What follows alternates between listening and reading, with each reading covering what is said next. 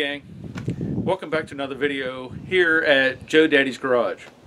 As you know, I do a variety of videos. It could be anything from welding to painting to using body filler to maintenance videos. I have a variety of maintenance videos on all kinds of vehicles. A lot of those deal with brake service and different things like that. I do have a segment on Hondas, so if you're interested, this will be in that Honda playlist.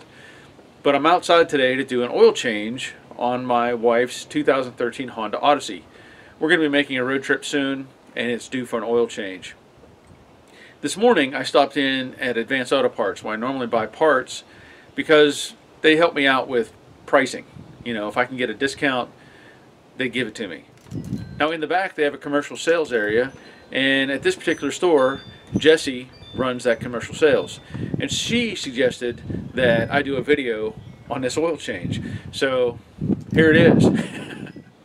Now most people, they'll just take their car to a chain store that do an oil change or their local repair shop, and that's fine. I have no issue with that. I'm just not a fan of doing that. I like to do it myself. That way I know it's done right, and so I do all my own oil changes. Now I'll go through the steps and show you how to do the oil change in this Honda Odyssey. Maybe you'll find something useful or something new, or maybe you'll just find some entertainment value out of the process. But let's go through the steps and get this oil changed. Now as you can see, I'm using Mobil 1 Advanced Fuel Economy 0W20. That is specifically what it calls out for right there on the oil cap. So if you're checking your oil, make note of the grade of oil you're using. You don't want to go thicker, even though you may think it's helping. Some of the internal passages in the engine and various places may have to have the 0 rating, so stick with the oil that's recommended. I'm also using a Purelator Boss. This came with as a kit or a bundle, and so I think this kit was $33 and change, something like that. So I took advantage of it. I know the van already has synthetic oil in it, but I don't know what brand, as we bought it used, and I don't have any paperwork that tells me that. So I'm just going to go with Mobil 1 and play it safe. Now, the first thing I need to do, aside from get underneath the vehicle and verification of the oil type, is I want to start the vehicle up and let it run just a little bit, get a little heat in it, because it's chilly outside and warm oil flows better. So just keep that in mind. I've already done that, and I'm going to move on to starting to drain the oil. Alright, I do suggest you get a piece of cardboard to lay on, and obviously you're going to need some wrenches and a drain pan.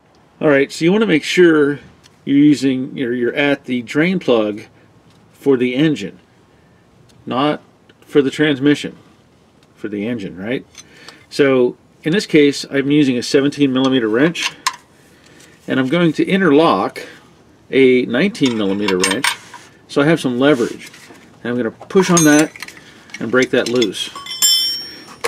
Now also have some paper towels handy just in case, but with that bolt loose I'm going to lift the pan a little bit, because I'm not sure how far this is going to shoot out, but I know it's going to shoot out because of pressure. And not kind of air pressure, gravity pressure. So never expect that the oil will come straight down. See there? Hopefully I got that in a shot. I can't tell, but it's shooting back out of the hole.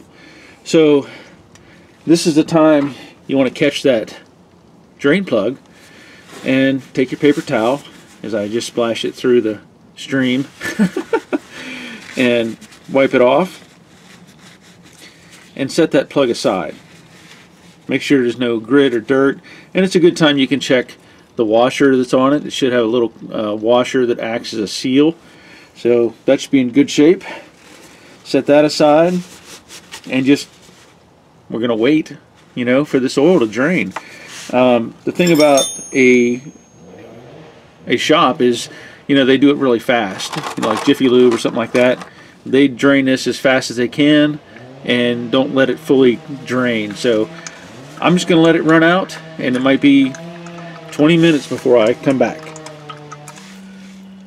Alright, so right now I just have a slow drip And I'm just going to put the plug in, and only doing this temporarily. And this is just how I do it, because I want it to stop that drip, because I'm going to take the filter off. So I'm just going to make that finger tight. Now the filter is actually over here, right above this frame rail, or this cradle as it's called. So let me get set up and see if I can't get that on. The filter is up right here above the frame or cradle, as I said. Now, depending on how tight somebody put this on, I may be able to get this loose with just my hands. So I'm going to try that first. I don't know if I can get a good camera angle on that or not with my arm in the way.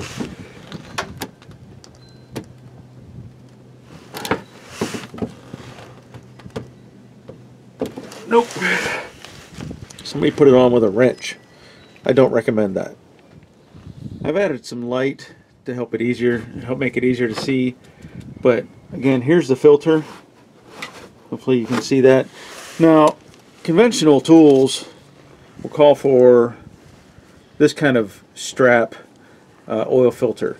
But these new filters, unless you have a specific wrench, these only go down so small. So I'm not going to use that. What I am going to use is this strap type. And basically, you open up the strap, wrap it around, and then rotate this square tubing, which will take a 1/2-inch drive ratchet, and it'll compress around the filter and allow you to get some torque. So let's see if I can do that. Again, I'm trying to do it without blocking too much of the view, but I can put that around the filter and then take my ratchet,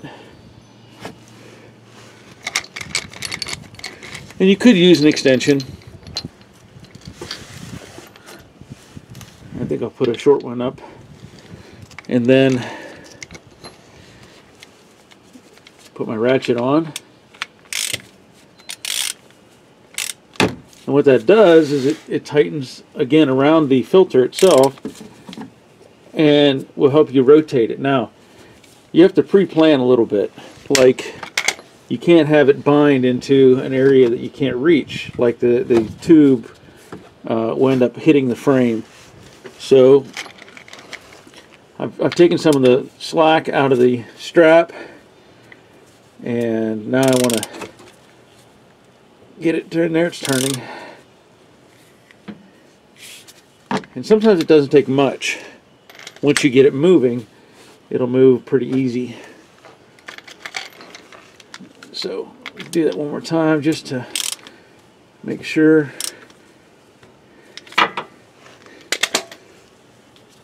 I should be able to get it with my hand at this point. Yep.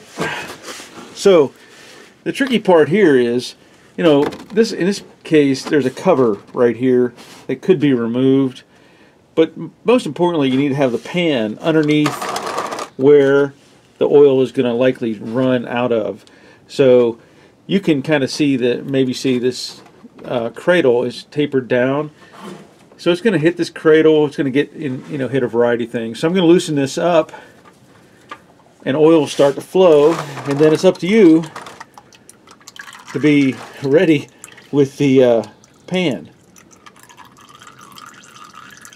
Again, catch that oil. Now what you can do, once you get so much of it out, and that filter is at a slight angle, it's not straight up, so you can push a little bit on the filter without taking it all the way off and help it drain. Another thing you could do, which is an old school kind of thing, is take a punch. And I've seen people do this, and they'll drive a punch into the bottom of the filter and just let the oil drain out. But that works. I don't do it, but like I said, that's an old technique. And some people used to take and drive a screwdriver through the filter sideways and then use that as a lever so that they could take the filter loose. So I'm going to unscrew this a little bit more, and then like I said, if I tilt it, it may let some more of the oil out, but then again, it may not. It depends on how much is in it. So I'll take that loose, And this is where it gets kind of tricky when you get that just to the point where the threads are going to come off. And I can wiggle it a little bit and feel it. Now it's going to flow some more.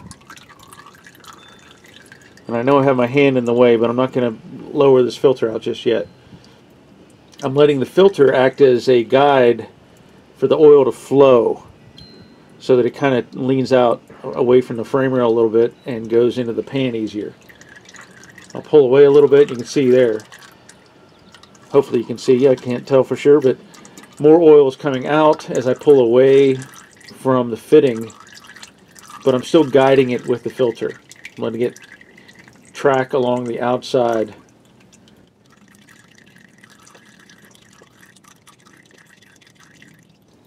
Now I'm going to stand the filter more upright and bring it over the pan, and I'm going to put it in the pan.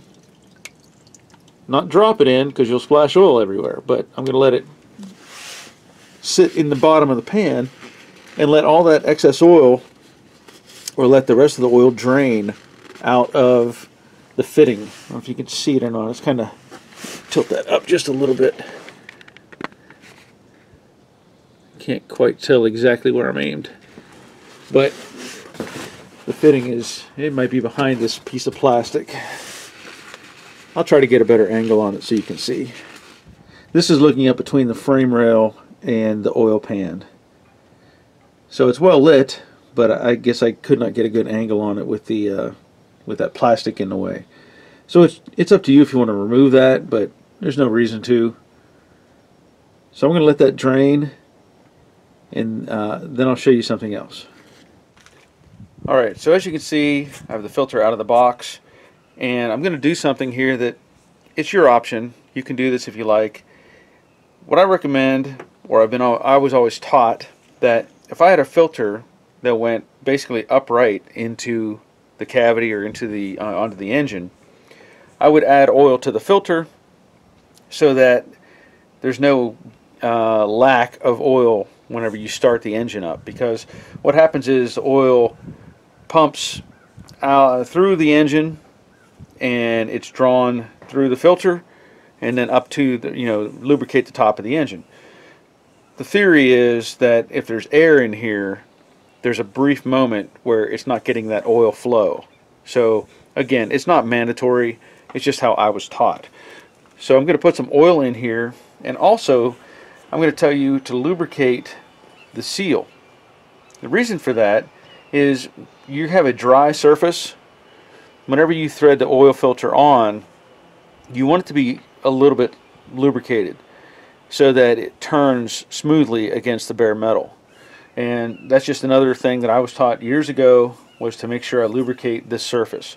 So I'm going to let this sit here in this little pocket and open up the container of oil. And what I want to do is just pour a little bit of oil into the filter. Now this did have a seal, aluminum seal on top, so I had to break that. So I'm just going to pour a little bit in there, because I know this one goes upright, and I'm going to try to get a little bit on the threads and a little bit on the side so that I can use that to lubricate the seal. There you go. That's all it takes. And I did not fill that up with oil, but again, you can put more in it when it's upright. Do not do it when it's a sideways filter, because it will just pour all over the place and you'll have a mess. Okay, so it appears that the oil has finished draining, or if there is any left, it's very small. So I'm going to wipe off the surface. And again, this is just the way I was taught. You want to make sure that that surface doesn't have anything on it that's going to affect the seal. So call it old school if you like, but that's how I was taught. Now what I want to do is thread on this new filter. And typically when you put one of these on, it'll tell you to thread it on. So I'm going to do that until it makes contact. Hopefully you can see that okay. I know it's hard to get up in there, but I'm going to make the seal is going to make contact with the metal surface of the fitting. Once it does that, the instructions will point out, and almost all filters will say this. It's going to say tighten it 1/2 to 3/4 of a turn.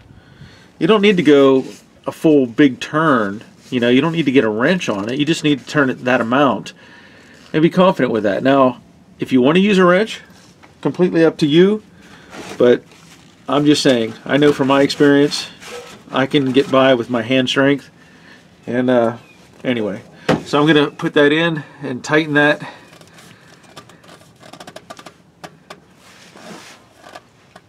Again, 1/2 to 3/4.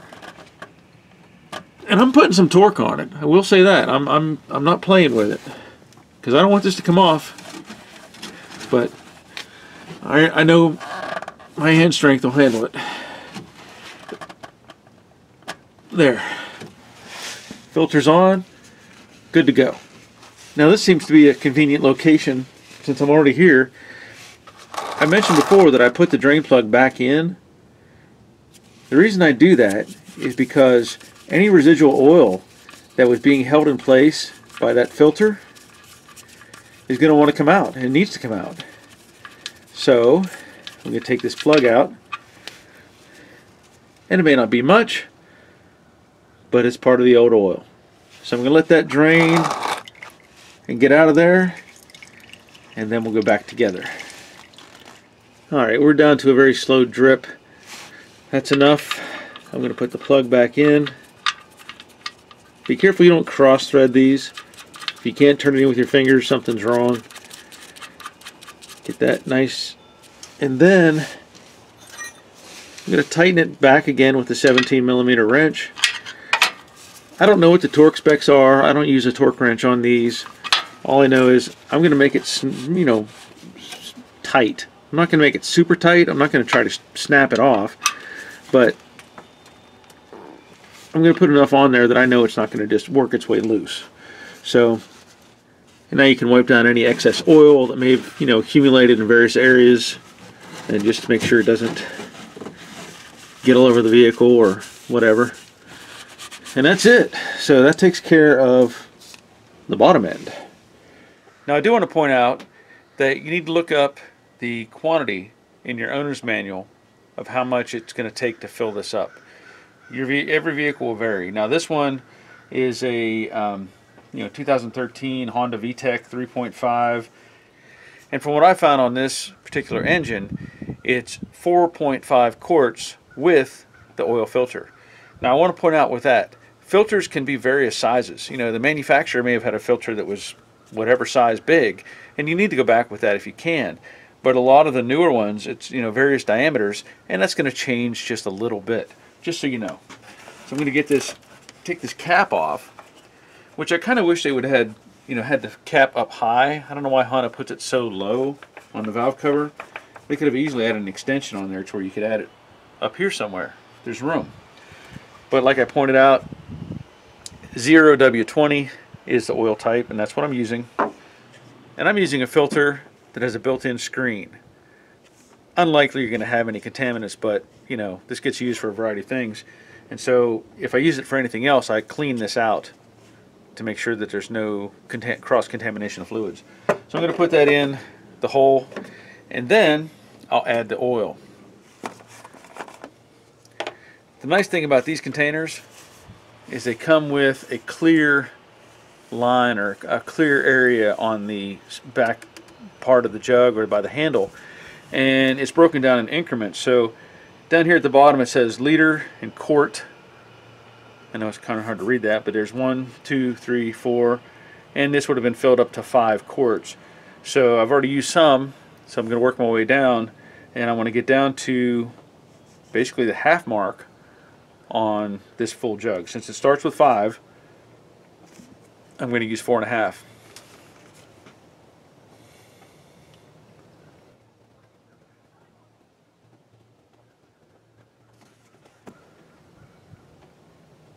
Sometimes the oil will flow slow if the end of the funnel is touching or in contact with an internal part of the engine, just kind of restricting the movement. So you might have to pull it up just a little bit.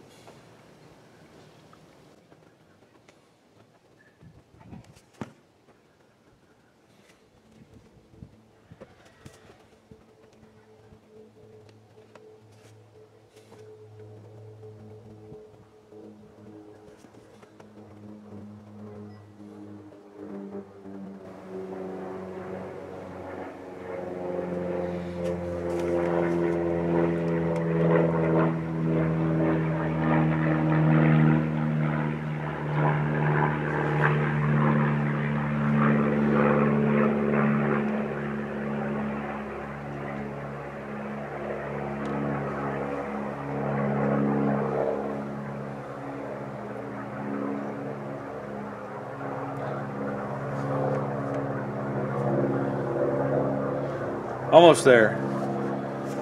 About a half a quart left.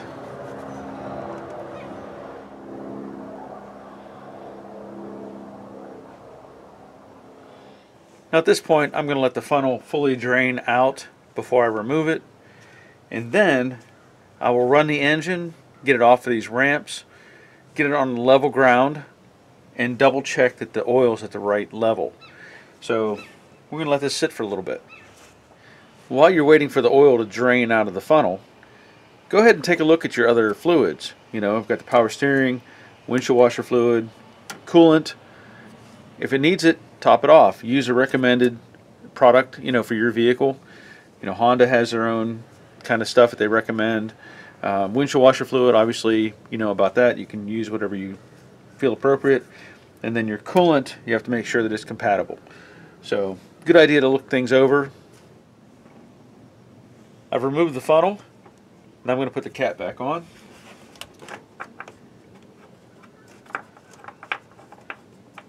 Again, I wish Honda would have made this easier to access. Okay, that's tight. And now you'll see, hopefully you can see, maybe, let me angle that. There's a little orange handle sticking out. That is for checking your oil. But I'm going to check it after I've run it and let the oil get all through the system and then settle down. So it might be a few minutes after you run it that you want to check your oil. I also want to point out, as I can see, that I'm going to need a serpentine belt pretty soon. And in fact, I probably need it now.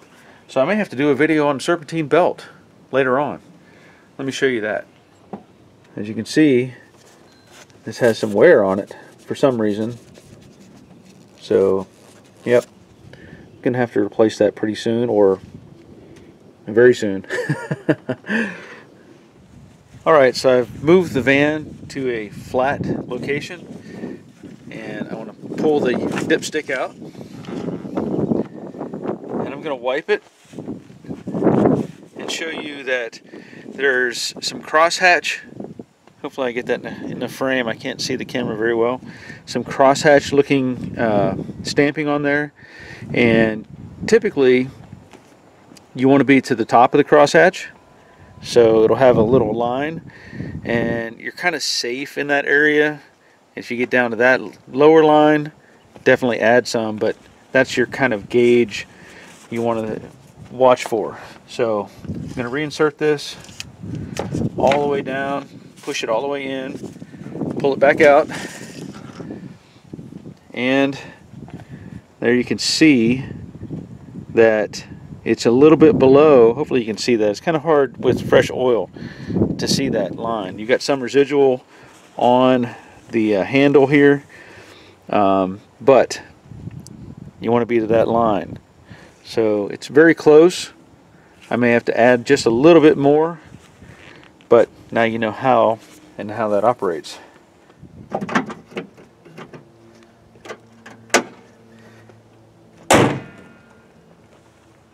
Alright, one more thing left to do, and that is to reset the maintenance minder. So I'm going to I already have the key in, but I'm going to turn it to the on position.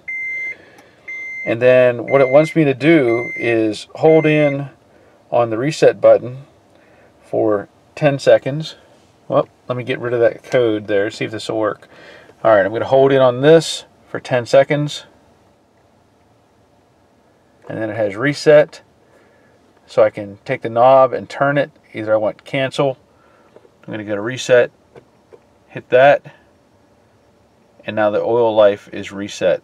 That's one nice thing about the Hondas. They have this built-in, you know, oil life monitor, let's say, that lets you know as it gets more worn out or whatever that it becomes due. And I think it has to do more with mileage than any kind of other function, but that's how you reset that. Alright, that's the end of this video. Now again, this is a 2013 Honda Odyssey. So it's going to be very similar for any kind of Honda or just about any car on the road today. Now, there will be variables. The location of the oil drain is going to be pretty common. The filter, though, could be in various locations based on manufacturer. So you have to look that up and figure that out. Also, as I referenced earlier, check your maintenance manual or your owner's manual and that'll tell you the type and quantity and type of oil, different things like that you need to know. And that comes in real handy whenever it comes time to get oil, because even though you have it on your oil cap that's on the engine, if that has ever been replaced, like it was damaged, a lot of times the new ones don't have that information, so keep that in mind. Another thing you can do, if you're doing this yourself, is you can write down on the engine. I've done it before. I've taken a silver Sharpie and I've written down the information, the type of oil, the brand, the filter, whatever, quantity. So when you open the hood, you can look at it and say, oh, this is what I used last time. Another idea is you could take a piece of tape, because like the Honda has the maintenance minder, which lets you know when the oil's getting weak or wearing out. You can also, I've done it many times, I take a little piece of tape and I put the mileage on when the next oil change is due, and I put that up in the corner of the windshield. That way I have a visual reference, and I don't have to worry about looking up or seeing some sort of monitor system. I already know what the numbers are, and when I get to that point, I'll change the oil. Now I do want to point out, you need to recycle the oil. I'm sure that everybody in the U.S., if they're doing this, they should be recycling the oil by now. We all know how important that is. So if the store sells the oil, typically they take in the old stuff. So get it in a bottle, get it back to them, and put it in their recycling container. Unfortunately, the plastic from the bottles, whatever, from my understanding, it can't be recycled because they've got oil contaminant in them and they won't go through the proper stream, recycling stream. So we can't do anything with those, unfortunately. That's going to be it, though, for this video. I hope you found it useful. I think the next video that I'm going to do for this type of thing will be that serpentine belt. Obviously, it needs to be changed. So this will be in the Honda playlist, and that's where that video will eventually show up. I'm not going to do that it'll be a little bit till I do that, but just so you know, as a heads up. There are other videos out there that I have on Hondas and various other cars, so you can check out the playlist and see if they pertain to you or your vehicle. I want to thank you for watching. I want to thank you for subscribing, and if you haven't already, please do.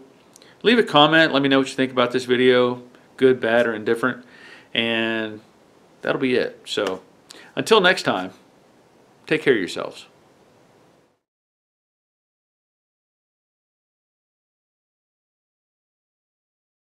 My wife's van, which is a 2013, needs an oil change.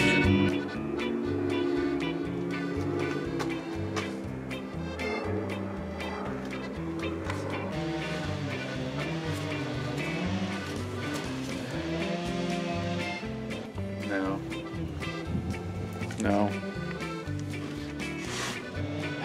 Come on. Why is my neighbor running his chainsaw now?